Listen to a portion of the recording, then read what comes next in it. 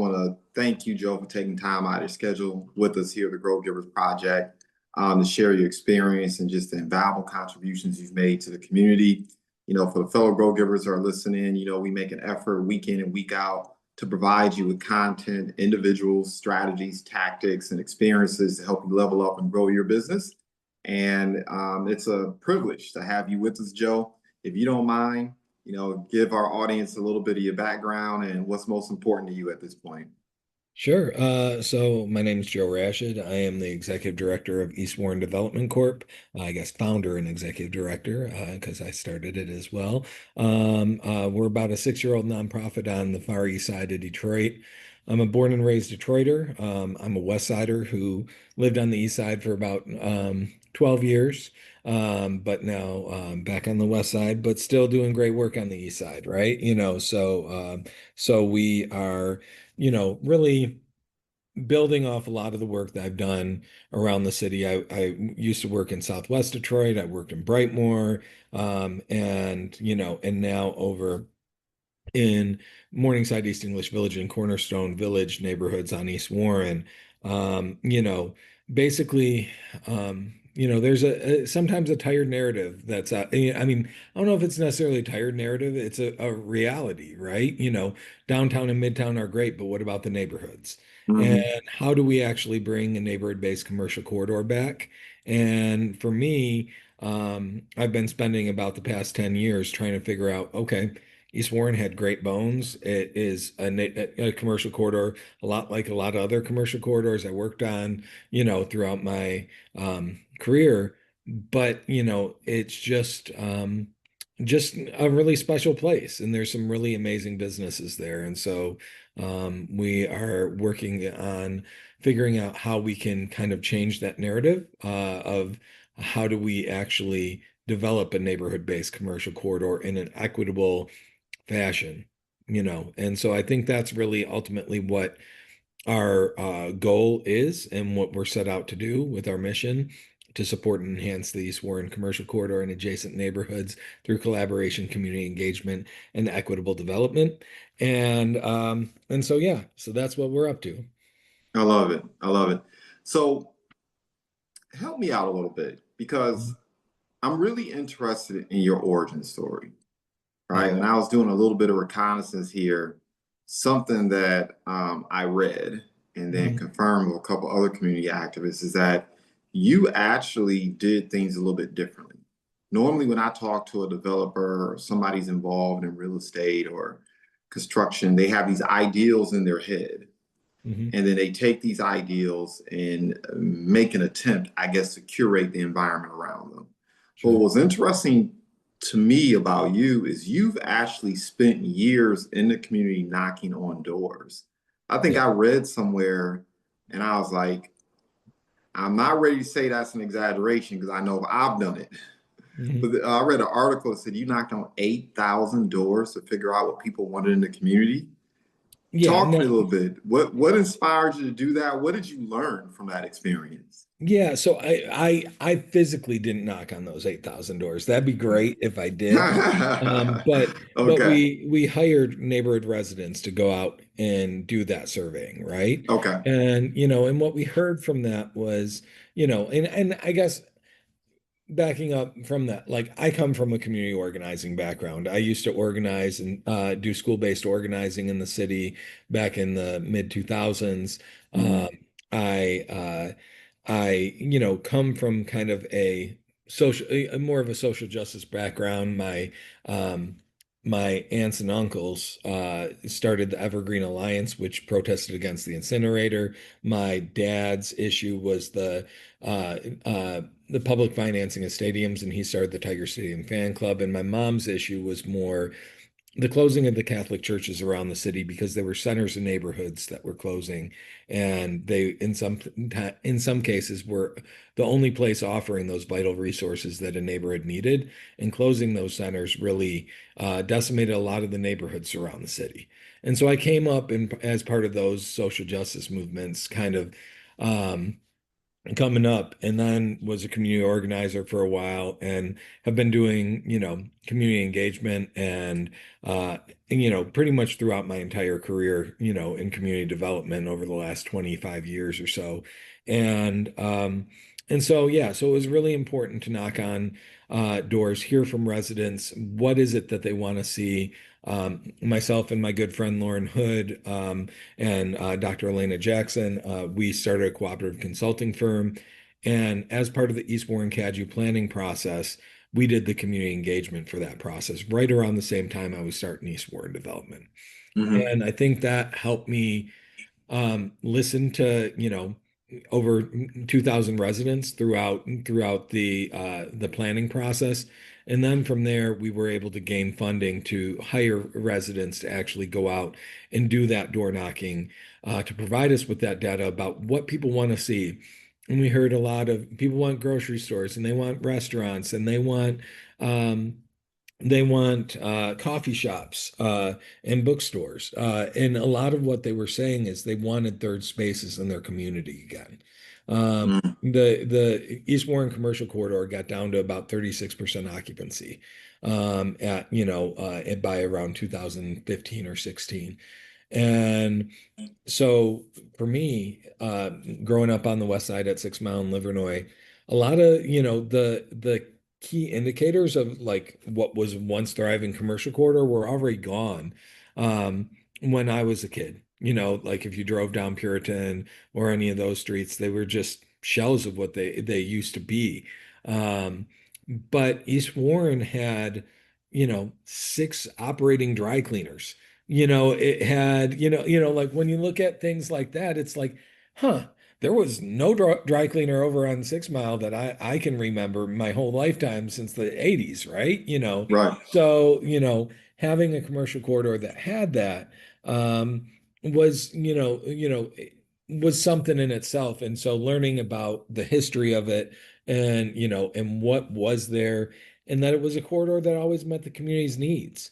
And Mhm. so, how can we bring that back and it with some new flavor in a new way? We're not going to do it the exact same way that it had been done before, but how do we listen to the community and do this equitably with Black and brown developers developing the corridor, with resident, Detroiters developing Detroit, not outsiders coming in to develop Detroit, right? And so, I think Yeah, that's what it's all been about. And so that's what we've been trying to do over the last few years is help bring these third spaces to fruition. I love it. You know, listening to your introduction and even listening to what you're sharing now, at the heart of every conversations I've had with you has it's always involved empowering the residents, always empowering community members to get out here and be a part of the change that they want to see. Mhm, What I found that oftentimes transpires is a lot of chirping, it's a lot of talking, mhm, mhm, but no one really steps up and takes action, or at least the voices that are talking the most aren't the ones who are actually the catalyst to the work that needs to be done. mhm. You know, why have you been able to find success in that way? Like, what do you think is unique about your approach or just the way you've gone about doing things where you've been able to galvanize people around you and go from ideation to actually, erecting buildings and helping people start businesses? Well, I think, it's a community first approach, right? And so I'm always trying to understand what the community wants. What I think should happen, is almost irregardless of what I hear from the residents about what they say they want. When I initially did my master's capstone on East Warren, saying like, okay, how could we do this here? I had, a two-way cycle track on one side of the street. I had, like all of these things that I was thinking through, like, oh, this is what's going to promote walkability and whatnot. And when we got to the East Warren Cadue planning process, residents were like, no, we want the exact same streetscape on both sides of the street. We want, like they were very definitive about they want. And I said, okay, and the mayor held a vote, um, and gave four scenarios for what the streetscape could be. And we knew which one the community had wanted already. We're like, this is going to be the one that they pick. And it was something like 73-3 vote in favor of the one streetscape that's now the East Warren streetscape there. And so, it's making sure residents feel like they have a voice in development. We've, even gone as far as partnering with, local CDFI like Invest Detroit to, for instance, to put an RFP out together for development of a space, and that space is now the Ribbon, which is the new Mhm. development there where Little Liberia and or a Vibe Studio are going. And there were 10, over 10 submissions to that. They allowed East Warren Development the grace to put together a list of an advisory committee of residents to help select that developer for that site. And there were over 10 developers that applied, and it got narrowed down to four, and Eddie won that development. And but giving residents a voice in that, development process is a really crucial piece of it all. So getting their investment, because Right, obviously if they don't feel like they're a part of the process, right. they're either going to be lukewarm or I'd imagine find a lot of creative and fascinating ways to gum up the project, Yep. if you Yep. will. So, okay, I hear that loud and clear. And then, of course, I'm hearing the fact that you've brought organizations that have funding to provide monetary incentives for people to actually get involved in these projects that you're in. Yeah. Um, you know, when we had a conversation a number of weeks ago, when Mhm. I actually came out there, I think you have a weekly kind of, walk the community, folks can come out and chat and converse with the staff there. Mhm. The thing that was really intriguing to me were the business owners I had a chance to converse with, right? And just the Mhm. diversity of people who were there and present and excited about what's going on there. Yeah. You know, for me, coming from the B2B side, Mhm. one of the questions I thought as I was sitting there was, okay, so we have this development taking place. We have spaces being erected. We're going to put business owners in these spaces. Mhm. And then I immediately started thinking about sustainability, right? Right. What's Mhm. being put in place to ensure that these business owners have a successful run at it, right? Yeah. And also, not only are there resources and frameworks being made available, but some of these deals that these business owners are cutting to Yeah. secure funding to get in these buildings. Like, what does that process look like? What frameworks are being put in place to give them the best chance to have success? Yeah, so I mean, I think first and foremost, one thing that is a little different about East Warren Development is we put a developer assistance program in place. So Mhm. we will walk side by side with someone who wants to develop in a community-oriented way, that is, a Detroit resident or someone who just has shown up and been in Detroit, showing that they're want to be part of the community, right? Mhm. Um, and we will sign a representation agreement with them to garnish trust amongst funders in that development initially, right? And walk through that process with them together, help them build their capital stack, maybe even put together a rough pro forma for them to, just begin that conversation.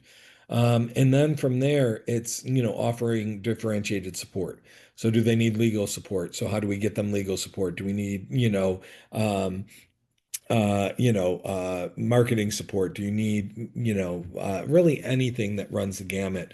And our job is to help them navigate, right? We are a navigator. We are not an expert in, you know, traditional development. I'm not like someone who comes at it from, numbers guy, as a numbers guy. I come at it from a community standpoint. And so, Mhm. but I know how to get in the door and begin that conversation.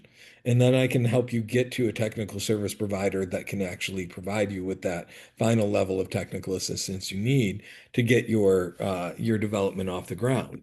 And then I think once that development is open, we are always there to be that champion and work with them through that. If we want to check in with you weekly, monthly, whatever you need to be able to make sure your business is successful.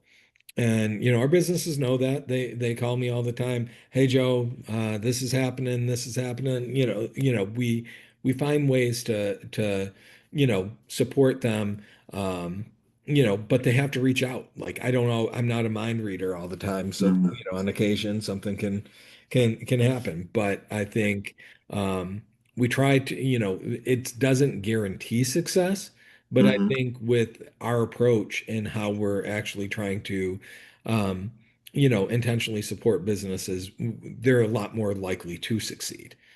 Being in business isn't an easy thing. It's sometimes a really lonely thing too. And so we try to help build systems of support around our businesses to be able to support them as best as possible.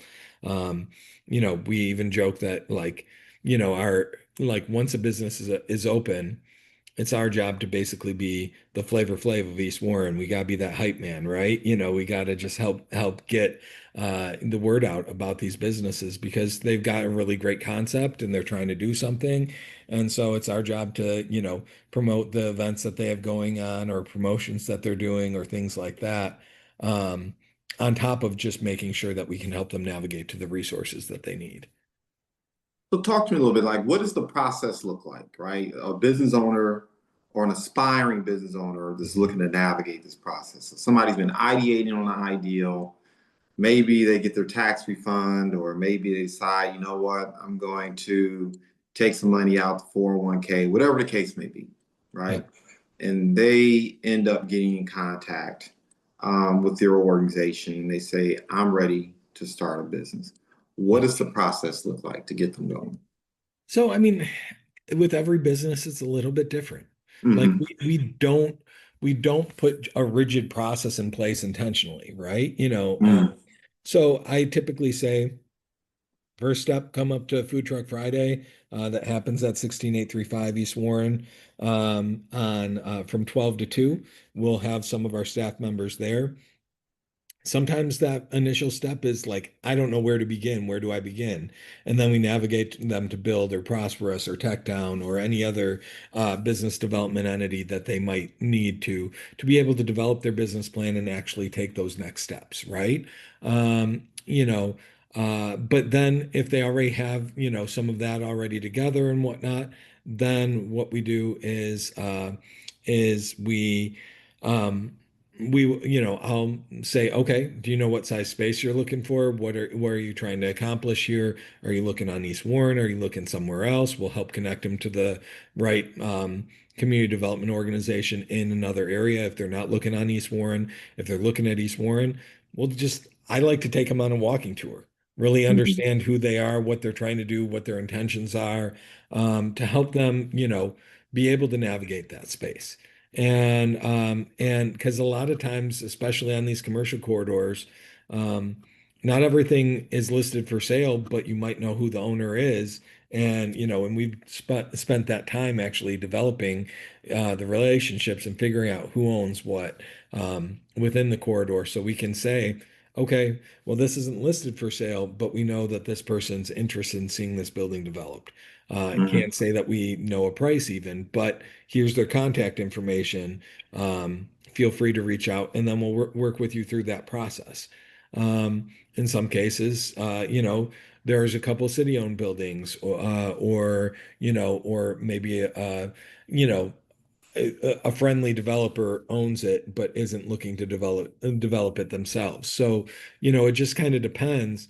And we walk them through that process and help them kind of figure out like what's that type of space that they're looking for. And sometimes, like Next Chapter Books, for instance, they wanted to just pop up. I'd played softball with them back in like 2011 or 12. They wanted to, pop up on the corridor at the farmers market, and we did that for a couple sessions and whatnot. But I really said to them, like, why don't you just pop up in the Alger Theater for about 6 months and just see if this is something the neighborhood will jive with and really work for them. And And it did, and then we helped them find their location, and so that's been a really great, staple. Books are destination retail business, and so the more you can kind of fill those gaps in with those destination retail businesses, the better. But it didn't start out like, okay, they'll sign a lease. It was like, let's test this out first in some way or shape or form to actually get it going. I like it. So you're really taking people through the beta testing process. Yeah. And once again, I'm hearing repeatedly, you are making sure that part of that beta testing or stress testing is that the community is going to be receptive and excited to have you there. Yep. Yep. And I mean, and the farmers market is the beta test, right? And it's the Mhm. beta test, and we're not typically bringing a ton of businesses from outside for the farmers market. But what we're doing is letting, really seeing, Detroiters were hustlers. We there's all sorts of, great businesses that are happening in the neighborhood. But they're kind of the side gig, right? Well, but a lot of these people want them to be their main gig. And so the farmers market's kind of that first step. And then from the farmers market, what's that next step? And sometimes it's going into a licensed commercial kitchen. Sometimes it's going into a brick and mortar business.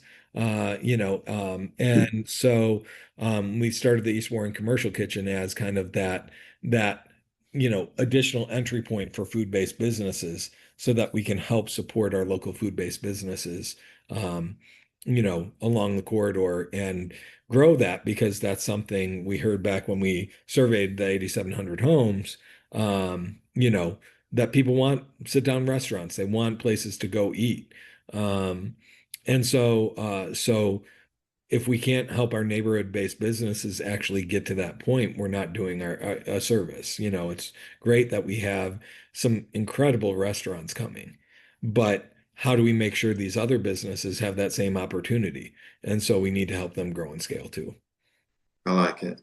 I like it. What's been some of the biggest challenges to making this vision come to fruition for you? Yeah, I mean, it's always two steps forward, one step back. Hmm. But you're moving forward, right? And so I think that with that, it can be any number of things that can get in your way, right? You might think you're buying an entire, the entire parking lot, for the Pizza Hut that we bought, right? But you only bought one of the three parcels, so now it takes you 3 years to acquire all the land to do what you wanted to do. It might be that ownership of one of those lots changes in the middle of it, right? It might Hmm. be that DTE has a line that goes right under where your development goes, and they forgot to mention it in plan review. So now you are delayed by 6 months for that. So you never know, right? Doing development in Detroit is not for the faint of heart. You have to be a really resilient personality to be able to deal with that, because I definitely have a few more gray hairs than I had at the beginning of this process going through it, right? But that being said, it can be tremendously rewarding. And seeing the community come out and support the farmers market, seeing the community come out and support these food trucks, and seeing, some of the new businesses like the Savoy or Detroit Pepper Company or Morningside Cafe, filled up with patrons is just like, that's a huge reward in itself, right? And so that's really the ultimate goal, is to build density on this corridor to the point where, these businesses are just thriving. And sometimes these businesses are a little bit on an island right now. And so that's part of getting the development happening, so we can create the density needed to be able to really support businesses here on East Warren. So something I've heard you share repeatedly, you're using words like density. Hmm. Um, um, you're using language like businesses that, and I'm just going to change the diction a little bit for the average Joe, but you're really speaking about creating businesses that create traffic, Yeah. right? That contribute to that destination Hmm. businesses, if you Hmm. will, Hmm. right? And I know you're not in the business of telling people what type of businesses they should start, but I Sure. also know you have enough business acumen to know that, look, there are certain businesses that I would call anchors that Yeah. you have to have in any community to really make it grow, bring that foot Mhm. traffic, bring that interest. So Mhm. for an aspiring entrepreneur who is in Detroit Metro and maybe even specifically listening in over there by East Warren, what kind of businesses would you encourage or invite people to start? Yeah, so I mean, I think, our model has been we're starting with food, Mm-hmm. food first. So food-based businesses drive foot traffic. It's just that's the nature of the game.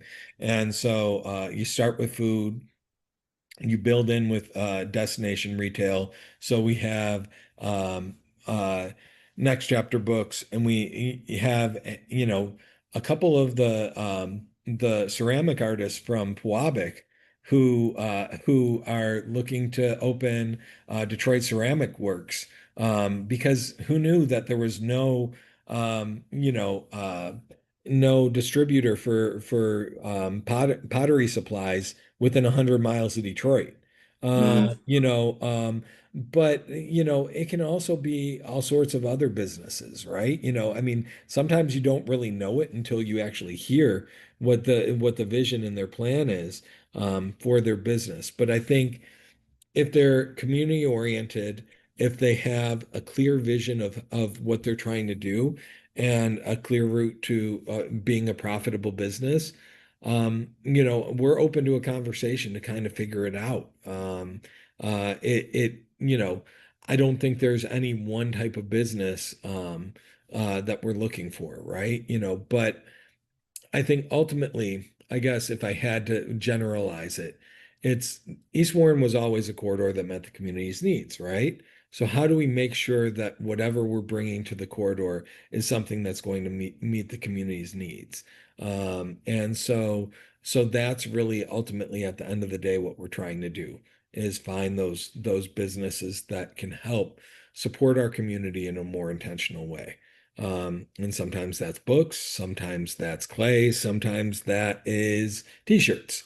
It just depends. Um, but ultimately, um, we are just there, like we don't control all the real estate on East Warren, and we don't want to. It's really intentional that we want a diversity of developers and entrepreneurs on our corridor. We really I think the big thing for us is what can we do to help people own property in on their own commercial corridor. And so the more neighborhood driven businesses we can have, the better. We're not looking for big box stores. We'll let, some of the other streets around have those big box retailers. We want a great eclectic mix of local neighborhood driven businesses.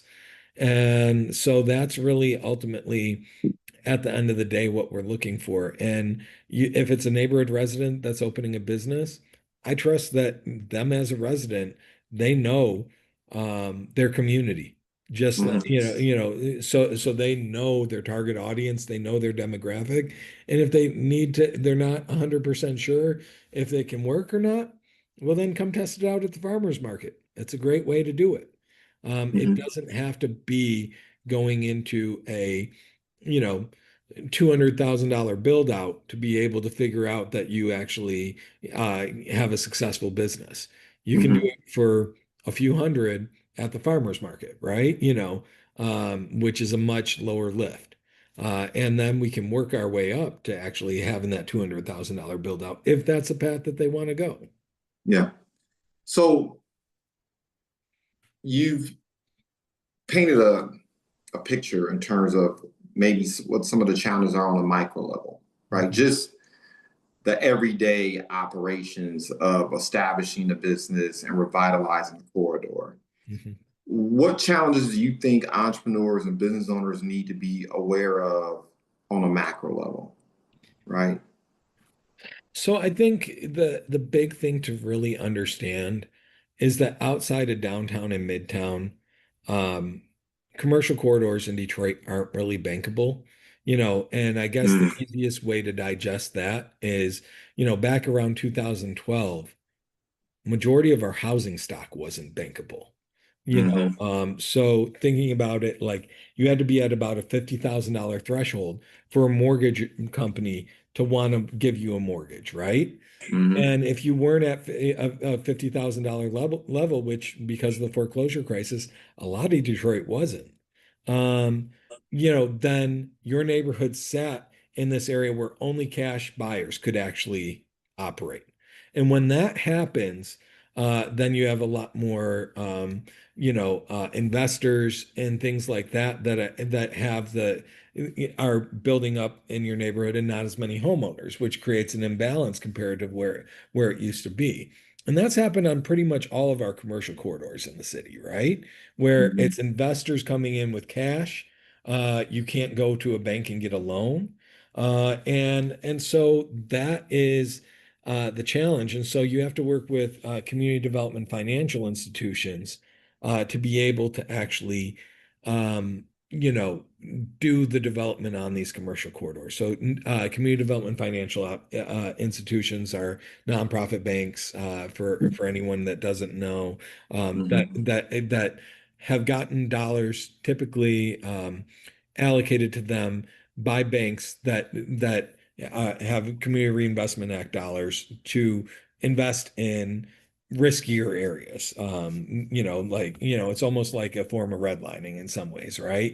Yeah, And ultimately, what happened, downtown and midtown at one point weren't bankable either. And they still are, sometimes teeter on whether they are bankable or not. But yeah, the goal is to get to get a commercial corridor to a bankable level where you can go to a traditional bank and just get a loan to open up your business. You can go to the SBA. You can do things like that, where you don't have a huge financial gap to be able to actually get your business off the ground. Um, and so there's this fund right now that's in 10 neighborhoods called the Strategic Neighborhood Fund, that is operating in 10 different areas. I can list a few, probably not all 10, but East Warren, Jefferson Chalmers, Gratiot 7 Mile, Banglatown, Island View, um, um, Verner in Southwest Detroit, um, uh, Russell Woods, Livernois 6 Mile, Grand River 6 hmm Mile. So those are really the main ones that are out there. There's probably one or two I'm missing there, but uh, I think West Warren is one too. But those neighborhoods all have been the city worked to basically get a corporate sponsor that will basically provide that gap financing for yep, these developments. And I think that's really important if you're looking at doing development in the city. It's like understanding where are these CDFIs actually investing their dollars and layering that out and mapping out where they're investing their dollars, because that's where, if like if you're trying to develop on Puritan, I don't really know of anywhere on Puritan that actually has CDFI investment really coming hard into Puritan, right? So it's right, but if you're looking at 6 Mile, there's a few, and if you're looking at Livernois, there's a few, and if you're looking at East Warren, there's a few, right? And so you find ways to get those dollars to start to flow, and the ultimate goal of those dollars is really to help to get that the theory is if you can get 15 to 20 developments off the ground on a commercial corridor and mm, bring that investment level back to a reasonable point where that closes the gap on that financing to be able to get that happening. And so then all of a sudden, the traditional market can step in again. And that's really what what you want to see happen, is the traditional market will step in and banks will lend again and other things will happen. But we're battling, really 75 years of disinvestment in the city. And so that is, I think, just really important to like fully understand. And in doing this, we're trying to undo 75 years of disinvestment. Mhm. So, um, so yeah, so I think that's kind of how I come at it is like, this has been a inherent problem that we're trying to solve for here for years. And how do we reverse that cycle that of 75 years of disinvestment that's plagued the city? So just the way I'm interpreting it, the Yeah. way it's laying on me as I listen to you, is a lot of this activity, particularly involving these CDFIs, is almost like a defibrillator, Hmm. right? Hmm. They're basically jump starting the process, Right. right? They're bringing the heartbeat back. Right. So traditional models, if you will, or methodologies can work again in certain Right. communities. Yep. You know, one of my biggest concerns is this, and I'd be curious to know how you respond to it, Hmm. um, because I'm very much still gung ho about Detroit. I was telling a handful of people that I work with that aside from maybe 5 or 6 other cities in the United States, I believe Detroit still provides one of the best investment opportunities you're going to find. Whether Right. that be real estate, starting up businesses, I just think there's so much potential Yep. here, and the ground is so fertile Yep. to to eyeballs that can are open Mhm. minded and willing to see it for what it is. Yep. But my other concern is this, right? Because I lived for years, and my stumping grounds for years was downtown Detroit, midtown Detroit. Mhm. So Mhm. I saw what it was and the transition of what it is today, Right. right? Right. Most people would say is a burgeoning, example of what you would want in a metropolis, depending on your Mhm. socioeconomic situation, Right. right? Right. And I tell people, there's a rising tide in Detroit. I see it clear as day. Um, a rising tide does lift all ships, but only if you have your boats in the water. Right. And my biggest concern right now is that I know a lot of these people who left Detroit 20 years ago who are returning with Mhm. capital, Mhm. experience, know how, connections, et cetera, et cetera, et cetera. Right. Those are the ones whom I see are winning. And then, of course, where I lived at, I was surrounded by New Yorkers. I was surrounded by people from Texas. I was surrounded by people from Florida. I was surrounded Mhm. by people from Wisconsin. I was surrounded by people from, I mean, all these different states who are Mhm. relocating here to Detroit. And I'm Sure. not mad with them. They're doing what Right. I would do if I had capital and resources, Mhm. you know, Right. found fertile ground and could get it Yep. at a discount and it's mad arbitrage. I'm gonna do it too. Mhm. Mhm. But um, I don't see enough Detroiters who've been here 5, 10, 15, 20, 30 years putting their boats in the water and participating. Yeah. What's your message to them? Like what do they need to what do people need to do? Yeah. What So do I they need mean, to come to the table with or be prepared to do?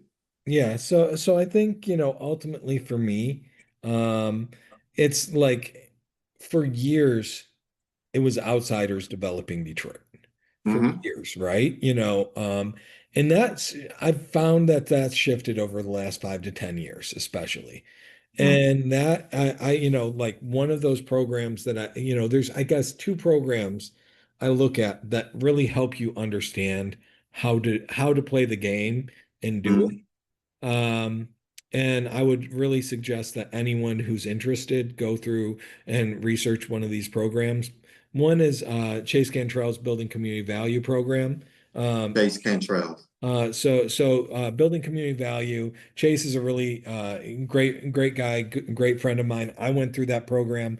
I try to put all my full-time staff through that program so that they Mm-hmm. understand how Detroiters can develop Detroit. Above everything else, you're building a network of other Detroiters that are looking to do the same thing, right? Mm-hmm. So one helps you understand how to navigate those hoops and things like that, but you're building your own support system and network there. You know, Mm-hmm. um, Brandon and Damon, who are developing the deco down the street from our office, is Brendan Hodges and Damon Dickerson and Tribe Development. Brandon was an advisor in the class. Damon was an architect who was going through the class, and now there are developers on that.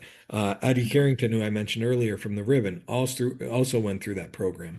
Eddie also went through the other program that I'll mention, and that is the Equitable Development Initiative through Capital Impact Partners. The Um, Equitable Development Initiative. Yep. And so Okay. those are two programs that are designed to help Detroiters develop Detroit, right?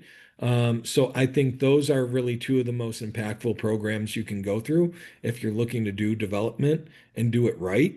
Um, and then I think, and then if you're looking at small business support, then you got to look at your Prosperous, Tech Town, um, you know, um, Build Institute, and those types of programs, right? There's plenty of others out there, but those are three of the bigger ones that you can, access pretty frequently to be able to actually, if you're looking to develop a business. Uh, Mhm. and so I think those two programs in themselves are really key to it. And then if you're like, well, you mentioned these CDFI things. What CDFIs are out there and what are they funding and whatnot? You can type in on Google, just type in CDFI Grid Detroit, and that will give you a list of all the CDFIs who are working in Detroit and what they actually fund. Some fund housing, some fund early childhood, some fund mixed use development, some just our small business development. And some will give grants, some will give loans, and so you can start to kind of figure out what it is that you're looking for. And then, stop by and talk to me. I can help you kind of navigate through some of these hoops and hurdles too. But also just like look up where the community development organization in your neighborhood is. If you have a specific neighborhood that you're trying to get something going in, almost every neighborhood, almost every neighborhood in the city has some type of community development organization that's supporting those neighborhoods. And Mhm. so that's really, a great place to start is just to start to have that conversation, meet with your local representatives too, is a really great way to do that. But I think that's really how you can really get a lay of the land and figure out what's happening around the city. Yeah. Last question, and like I Yep. said, I'm just curious because I'm gonna get as much out of you as I Mhm. can in terms of Mhm. frameworks and thinking about how to position yourself to have success in this current environment. Yeah. But I'll tell you something I've been mulling around thinking about a lot. And I'm not one of these doomsday people, right? When it comes Yep. to AI and technology, Yep. Yep. um, but I am acutely aware of the fact that it's going to be extremely disruptive. And I had a conversation once again with a group of business owners, and I shared with them how, it took decades for us to transition from the horse buggy to driving vehicles, Mhm. right? Mhm. And so in that period of time, generations kind of had an opportunity to adjust to the Mhm. changing Mhm. conditions. But even during that period, we still had the depression. We had Right. recessions, the whole Right. 9 yards. It was rocky, right? Mhm. And now when you look at AI and what's going on in that space, it's not going to be decades. Like Mhm. it's literally going to change the landscape and how we live in a matter of maybe some people say the next 2 years, maybe definitely next 5, 7 years. Mhm. It's going to be Mhm. dramatic. Right. So it's not like you're going to have people who have the opportunity to pivot and make the adjustment in such a short amount of time. Mhm. Mhm. And my biggest concern, the flip side, I'm very excited about it, is I really feel like most people, AI is still brand new to them. It's been here forever, but in terms of actually engaging in technology, it's still brand new to everybody. It's kind of like a level playing field. Sure. But my concern is that, and I'll just say Detroiters, quote unquote, Mhm. Mhm. my biggest concern is that I don't think Detroiters really realize that if you don't get a handle on this thing, if you don't learn how to utilize these tools, or if you don't put yourself out front on the cutting edge of learning and introducing these tools and creating businesses around them, you can go the way of the dinosaur. Hmm. Hmm. And I'm curious to know with my individuals in your circle, the conversations you're having with entrepreneurs and business owners and people in the community, whether that's like on the tip of their tongues, that is that top of mind. Because I'm not reading the newspaper, I'm not having conversations, community groups Sure. where people are really talking about this, at least Sure. not in my circles.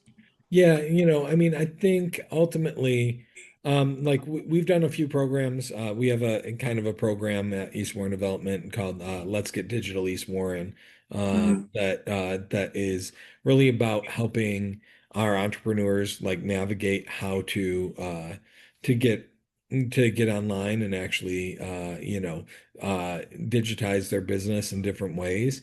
Mm-hmm.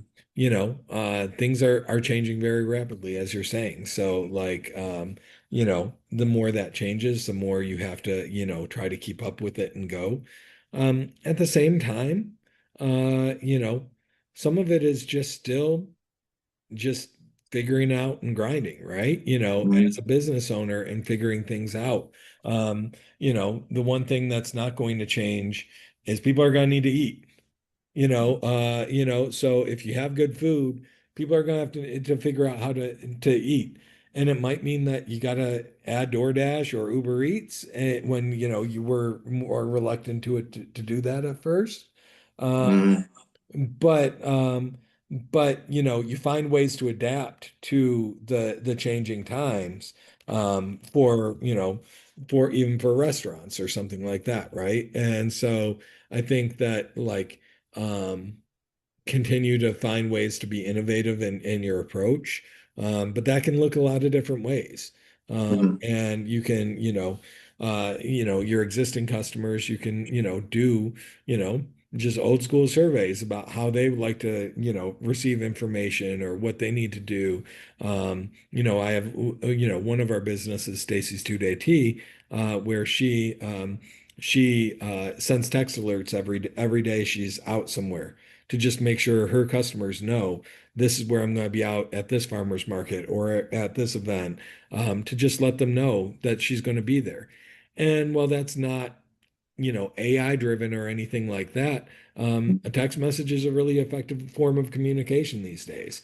And Yes. everyone's got their phone for everything. And so you find ways to adapt your business to be able to drive foot traffic and drive your customers to the spaces that you are present at. And so I think that is, a really great example of how you can just kind of just, like how do people communicate? What are they doing? Figure out like a innovative way to stay on top of things. Okay. Last but not least, and I'll let you go. I Mhm. know we're running up on it. Yep. Um, are there any specific projects or initiatives you would like business owners and aspiring business owners to be aware of Yeah. moving forward, like over the course of the next, 6 months, a year, 3 years, that people can Yeah. get excited about?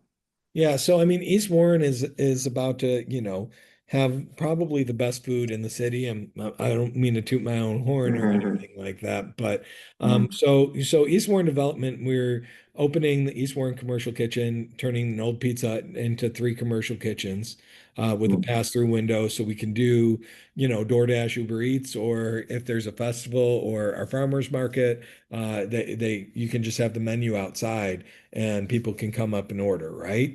So different ways to make that happen. But Bob Fair is opening their second location by us. La Jaliense is going to open their third location, great Mexican restaurant from Southwest Detroit. Um, Little Liberia is probably going to be the next restaurant that opens in the Ribbon. We have Cash Only that's going between I'm sorry, between 3 Mile and Bedford on East Warren, Cone Vecinos, which is going to be a soft serve ice cream spot. Chef Omar from Saffron des Trois is looking at opening two restaurants. And so things are really going to change. And we already have the Savoy, which has steak, seafood, and jazz on the corridor, and great carryout places like Detroit Pepper Company on the corridor as well. So, Mhm. there's going to be a really um, wide variety of things happening. And then next door to the old Pizza Hut, we're developing the East Warren public market. And so it'll be a four-season farmers market with, small micro retail spaces in it as well. And then the second floor will be supportive services for business. We'll also have a small grocery store that will mainly just be prepared foods and local produce. Just grab and go items and whatnot for our community, but healthier options. And and I think the big thing is, so one, we have our farmers market every Thursday from 5 to 8. So tonight and every Thursday we have the farmers market through the end of September. Once the new buildings open, it will be year round. And then we have Food Truck Fridays happening till the end of October. And we have East Warren Fest coming up on September 13th. So East Warren Fest is our response to the nostalgia that our community, when you heard people who grew up in the neighborhood talk about the neighborhood, they were talking about, man, the one thing they always think back on is this parade that the East Warren Business Association that used to be around on East Warren used to do. And like all the Little League kids would participate and everything. There was such nostalgia around it. And while we weren't going to be able to do the same thing and have that same nostalgia in the same way, um, we wanted to provide an event that could provide similar nostalgia and Mhm. similar neighborhood pride. And so East Warren Fest is our response to that. And so this will be the third year of East Warren Fest this year, happening September 13th from 4 to 9. We partner with Decipher, which is a great music super collective on three music stages. And then we're adding a car show this year. Where we have a kids zone. We have a lot of really fun, different ways to do things. We should have two businesses opening that day. And so it's just a really great celebration of what's happening on East Warren. And it's just a really amazing time. We had over, 8 to 10,000 people come out last year. We hope this year's even bigger and better. And so we're doing everything that we can to provide really a tremendous space on the corridor where family friendly environment in the neighborhood where everyone can kind of come out and enjoy themselves. So those are our the upcoming things on East Warren that I'm most excited about. I love it. I love it. Appreciate it. Yeah. So for individuals who want to get plugged in to the ecosystem, Yep. right? Learn more about what you're doing, learn more about these events, Yep. just kind of keep their ear to the streets. I know I heard Fridays is still transpiring, so I believe I'll Yep. probably be there tomorrow. Yep. What else is going on where people can plug in? Yeah, so I would also say that you can go to ewarren.org. You can email me at joe@ewarren.org. You can visit any of our social media. We typically have a link tree with all the different links to the different programs and things Mm, that are happening just by scanning the QR code on any of our social media accounts. And so there's a lot of different ways to plug in. Detroit has probably one of the most amazing entrepreneurial ecosystems in the city, in the country, to be able to, in terms of small business support.